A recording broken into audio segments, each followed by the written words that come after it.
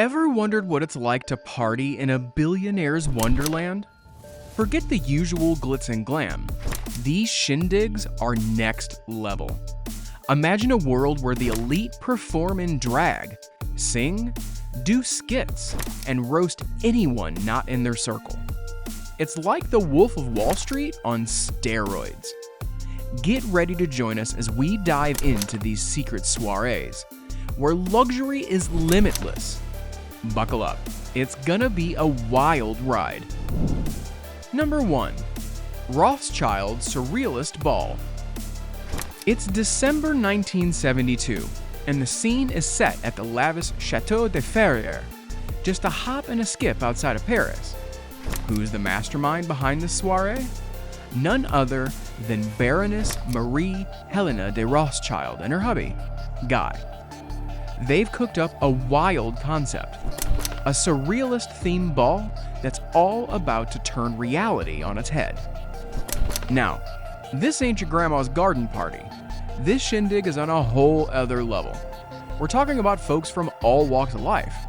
Politicians rubbing elbows with artists, bankers hobnobbing with celebrities, and the dress code?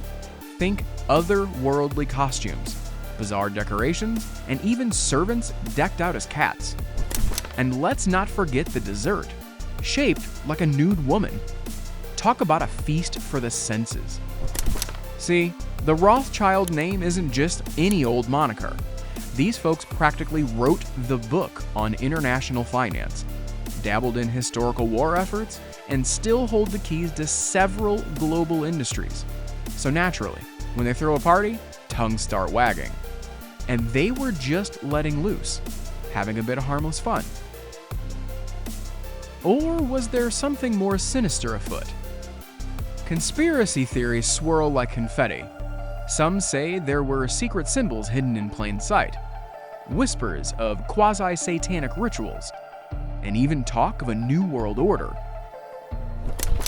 Baron Guy Edouard Alphonse Paul de Rothschild married Baroness Marie Helena Néala Stephanie Josina de Rothschild. Now, these two lovebirds weren't your average couple. They were third cousins once removed. But Marie Helena wasn't Jewish, marking a major milestone as the first time a high-ranking Rothschild said "I do" to a non-Jewish partner. But as they say, with great love comes great drama. Guy's new bride caused quite the stir, leading him to wave goodbye to his gig as president of the Jewish community in France. Now, let's fast forward to 1972, when the dynamic duo decided to throw the party of the century. And where else would they host such an extravagant bash but at the Chateau de Ferrières, the crown jewel of the 19th century French chateaus, with a whopping 80 bedrooms, 11.5 square miles of forest to get lost in, with an impressive 80,000 volume library. This chateau was the epitome of opulence. The invitations alone were enough to make your head spin. Black tie, long dresses, and surrealist heads, it read. All written backward for that extra touch of mystery.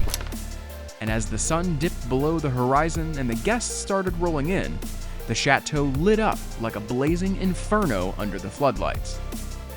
Inside, it was a veritable wonderland of the bizarre. Servants prowled the halls disguised as feline friends, guiding lost souls through a maze of cobwebs to their tables. And let's talk about the dinner spread. Fur-covered plates, plastic baby dolls, taxidermy tortoises? You name it, they had it. And dessert, a sugary siren laid out on beds of roses, tempting guests with her sweet embrace.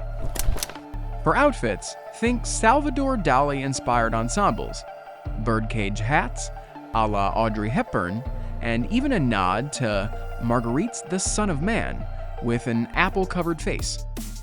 As for Marie Helena herself, a giant stag's head adorned with real diamonds. What really went down behind those castle walls? Was it just a harmless night of revelry for the rich and famous, or was there something more sinister at play? Conspiracy theories abound, my friends, but one thing's for sure. the surrealist Rothschild's ball will go down in history as one heck of a wild ride. Number 2. Bohemian Grove Retreat. Believe it or not, some conspiracy theories turn out to be true. Picture this: a hidden enclave where the world's most powerful men gather in a secluded Californian forest, participating in secretive rituals and exclusive events. Sounds like a wild tale, right? But it's a reality. Meet the Bohemian Club, an elite gentleman's society that traces its roots back to 1872 in San Francisco. According to the Business Insider, these influential individuals acquired the land now known as Bohemian Grove in 1899. Each year, the creme de la creme of the business and political worlds escape to this retreat. Membership is the ultimate status symbol. There's a lengthy waiting list, and if you're lucky enough to get in, prepare to shell out a cool $25,000 just to join the club. There's so much more lurking in the shadows of this enigmatic club. Stay tuned for our upcoming video where we'll uncover the deepest, darkest secrets of the Bohemian Club that are still shrouded in mystery. You won't want to miss it. Number 3. Jeddah's Underground Party. Saudi Arabia is famously known for its ultra-strict Islamic laws. But beneath this conservative facade lies a hidden world of opulent parties in the mansions of Jeddah's elite. A leaked U.S. diplomatic memo from November 2009, released by WikiLeaks, revealed that these gatherings are buzzing with alcohol, drugs, and sex, far from the prying eyes of the religious police. According to the cable, the nightlife scene for Jeddah's elite youth is anything but conservative. The full spectrum of worldly temptations is available, but always behind closed doors. The memo described a Halloween party with around 150 attendees, including consulate personnel, where the scene mirrored that of any nightclub outside the kingdom: abundant alcohol, dancing couples, a DJ spinning tracks, and elaborate costumes. These big Jeddah parties, often attended by prostitutes, are a relatively recent phenomenon. One local told the consulate that wealthy Saudis aim to host parties at princes' homes or ensure princes' attendance to keep the religious police at bay. The high cost of smuggled alcohol, with a bottle of Smirnoff vodka reaching up to 1,500 Royals, around $400, sometimes compels hosts to refill original bottles with Sadaqui, a harshly local bootlegged spirit. Number 4. The secret side of Cannes. The Cannes Film Festival, a dazzling spectacle of glamour, prestige, and cinematic excellence, also harbors a lesser-known shadowy side. While the world watches celebrities stroll down the red carpet, pose for cameras, and attend lavish parties, a hidden economy thrives in the background. For many high escorts, Cannes is the biggest payday of the year, turning the festival into a lucrative hunting ground for wealthy clientele. The festival's secret was partly unveiled in 2007 when Lebanese businessman Elie Nahas was arrested for orchestrating a prostitution ring at Cannes. Nahas provided a candid glimpse into the clandestine operations that coexist with the festival's glitzy facade. He revealed to The Hollywood Reporter that amidst the screenings and soirees, there's a bustling sex trade where high-end call girls can command fees up to $4,000 per client. For streetwalkers, the earnings are significantly lower, around $50 per client. However, for those who manage to strike gold with a particularly affluent client, the nightly earnings can soar to an astounding $40,000. Nahas vividly described the nightly scene during the festival: luxury yachts dining the azure waters of the French Riviera, each hosting a wealthy owner surrounded by about 10 models. It's drugs, drinks, and beautiful women, he said, encapsulating the hedonistic atmosphere that pervades these floating parties. Every night, these women eagerly await their envelopes of cash, a stark contrast to the public glitz and glamour of the festival.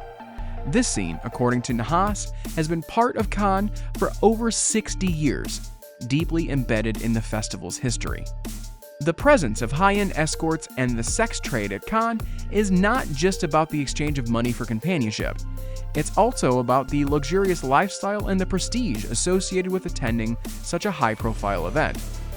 These women often accompany wealthy men to exclusive parties, fancy dinners, and private gatherings, adding to the illusion of a glamorous lifestyle.